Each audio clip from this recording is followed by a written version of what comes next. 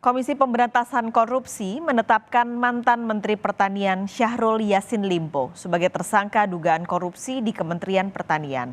Bersama dua tersangka lain, Syahrul diduga menikmati uang korupsi hingga 13,9 miliar rupiah. Dengan menetapkan dan mengumumkan tersangka sebagai berikut. 1. SYL, Menteri Pertanian Republik Indonesia, periode 2019-2024. 2. KS, Sekretaris Jenderal Kementerian Pertanian Republik Indonesia.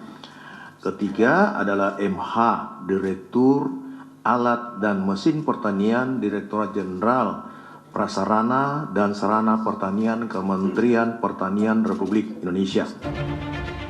KPK resmi menetapkan 3 tersangka korupsi di Kementerian Pertanian. Mereka adalah mantan Menteri Pertanian Syahrul Yassin Limpo, Sekjen Kementan Kasdi Subagiono, dan Direktur Alat dan Mesin Pertanian Kementan Muhammad Hatta. KPK mengungkapkan korupsi yang dilakukan Syahrul CS berupa pungutan atau penarikan sejumlah uang dari ASN di Kementan. Uang itu harus disetorkan setiap bulannya kepada Syahrul, mulai dari 4.000 hingga 10.000 dolar Amerika Serikat. Adapun sumber uang yang disetorkan berasal dari realisasi anggaran Kementan yang digelembungkan, serta setoran dari vendor yang mendapatkan proyek. Atas arahan SYL, KS, dan MH memerintahkan bawahannya untuk mengumpulkan sejumlah uang di lingkup eselon 1, para direktur jenderal, kepala badan hingga sekretaris masing-masing eselon 1 dengan besaran nilai yang telah ditentukan SYL dengan kisaran besaran mulai USD 4.000 sampai dengan USD 10.000. Penerimaan uang melalui KS dan MH sebagai representasi sekaligus orang kepercayaan dari SYL dilakukan secara rutin tiap bulan dengan menggunakan pecahan mata uang asing. Uang yang disetorkan itu kemudian digunakan untuk kepentingan pribadi Syahrul, diantaranya untuk membayar tagihan kartu kredit dan cicilan mobil mewah.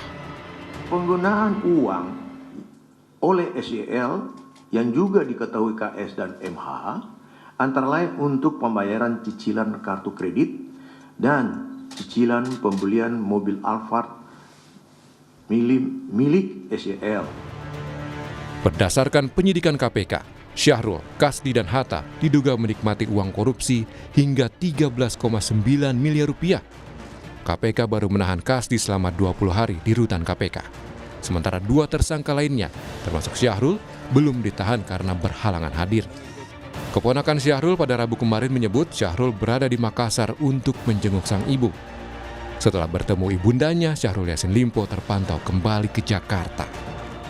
Ia pun mengajukan gugatan pra-peradilan ke Pengadilan Negeri Jakarta Selatan tertanggal 11 Oktober 2023 karena tak terima jadi tersangka. Sidang perdana pra-peradilan Syahrul akan digelar pada 30 Oktober 2023. Permohonan pra-peradilan yang diajukan oleh pemohon Syahrul Yassin Limpo pada hari Rabu tanggal 11 Oktober ke Kepanitiaan Pengadilan Negeri Jakarta Selatan. Oleh Ketua Pengadilan telah ditunjuk Hakim Tunggal yang akan memeriksa perkara tersebut, yaitu Bapak Alimin Rifut Sujono, dan telah ditetapkan untuk sidang pertama yaitu tanggal 30 Oktober. KPK menyatakan siap menghadapi gugatan pra-peradilan yang diajukan Syahrul. KPK berharap gugatan yang diajukan oleh Syahrul tidak menjadi modus untuk menghindari proses penyidikan dugaan korupsi di Kementan.